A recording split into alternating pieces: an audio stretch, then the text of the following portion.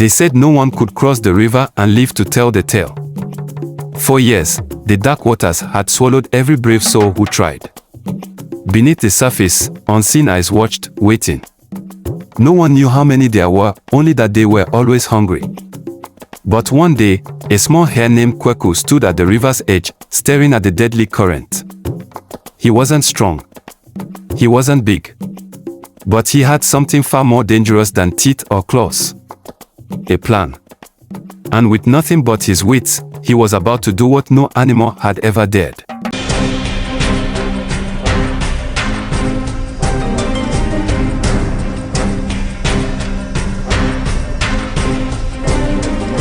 Once upon a time, in an animal kingdom of rolling green hills and tall, whispering trees, there was a peaceful village of animals. They lived in harmony, sharing the bountiful gift of nature, sweet fruits from the trees, fresh water from the crystal-clear springs, and cool, shady groves to rest under. Life was good, and the animals were content. But despite their many blessings, there was one thing that always troubled them. Across the great river, just beyond their reach, lay a land of unimaginable abundance. There, golden yams stretched across the fields like treasure buried in the earth. The trees bowed under the weight of ripe bananas, their scent drifting in the wind. The juiciest, most delicious berries grew in thick clusters, waiting to be plucked. But no animal dared to cross. For in the dark waters of the river lurked the fiercest creatures of all, the crocodiles. Silent and patient, they watched from beneath the surface, their sharp eyes gleaming. No one who had tried to cross the river had ever returned. The crocodiles ruled the waters, and they were always hungry. So, year after year, the village animals sighed as they looked at the paradise across the river, knowing it was forever beyond their grasp. The clever hare's plan. In this village, however, lived Kweku, the hare. He was small in size but mighty in wit. While the other animals feared the river, Kweku saw it as a challenge. He was known for his tricks, his clever words, and his ability to outsmart even the strongest of beasts. One afternoon, as he sat on the riverbank watching the crocodiles glide through the water, an idea sparked in his mind. His ears twitched, and his eyes gleamed with mischief. Fear makes fools of many, he mused, but wit makes kings of the small. A sly grin spread across his face. He straightened his posture, dusted himself off, and hopped right up to the water's edge. Then, in his loudest voice, he called out, "Oh, great and mighty crocodiles! I bring important news." At first, there was only silence. The water remained still. Then, slowly, a pair of large, yellow eyes broke the surface. A deep, rumbling voice followed. "Oh," the voice growled. "And what news does a tiny hare bring to the kings of the river?" From the water rose a massive crocodile, their leader. His dark, scaly back glistened in the sun, and his mouth stretched into a slow, sharp-toothed grin. The other crocodiles, curious, began to surface one by one, their eyes watching Kweku with suspicion. Kweku, undeterred, puffed out his chest. "The king of the jungle has sent me on a special mission," he declared. "He wishes to know how many crocodiles live in this river." The crocodile leader narrowed his eyes. And why would the king of the jungle care to know such a thing? Kweku lowered his voice, glancing around as if sharing a secret.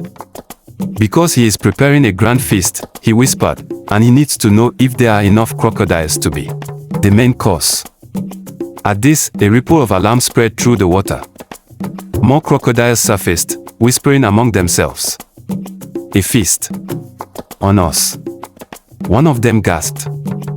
Kweku nodded gravely. "That is why I must count you. The king must know exactly how many of you there are before he makes his decision." The crocodiles exchanged nervous glances. They had always feared the king of the jungle, the mighty lion. If he was preparing a feast, then they needed to know if they were in danger. The leader turned back to Kweku, his grin disappearing. "And how do you intend to count us, little hare?" Kweku stroked his chin as if deep in thought. Then, he brightened. "Oh. The best way is simple," he said. "You must all line up in a straight row from one side of the river to the other. That way, I can count each of you properly. The crocodiles hesitated. It was an unusual request. But the thought of a hungry lion made their tails twitch with unease. Very well, their leader growled. Line up. The trick takes shape. At once, the crocodiles began arranging themselves across the river, their rough, scaly backs forming a bridge from one shore to the other. The animals of the village watched in astonishment as the mighty beasts lined up, stretching across the water like a living path. Kweku smiled. His plan was working. With a confident hop, he leapt onto the first crocodile's back. 1. He announced. Then on to the next. 2. He moved quickly now. 3. 4. 5. The crocodiles held still, their eyes locked on Kweku as he bounced from one to the next. 10. 11. 12. The animals on the riverbank gasped in awe. 18. 19. 20. Kweku was nearly at the other side. 25. 26. 27. And then, with one final leap, he landed safely on the far riverbank. He turned around and grinned at the crocodiles, who still remained perfectly in line, waiting to be counted. Thank you for the free bridge, my friends. Kweku called out. See you never. The crocodile's fury. For a moment, there was stunned silence. The crocodiles blinked, their minds slowly piecing together what had just happened. Then, realization struck. That little trickster. Their leader roared, thrashing the water in fury. He tricked us. One by one, the crocodiles dove into the water, snapping their jaws in frustration. But Kweku was already far away, dashing into the jungle, laughing as he disappeared among the trees. The village animals cheered.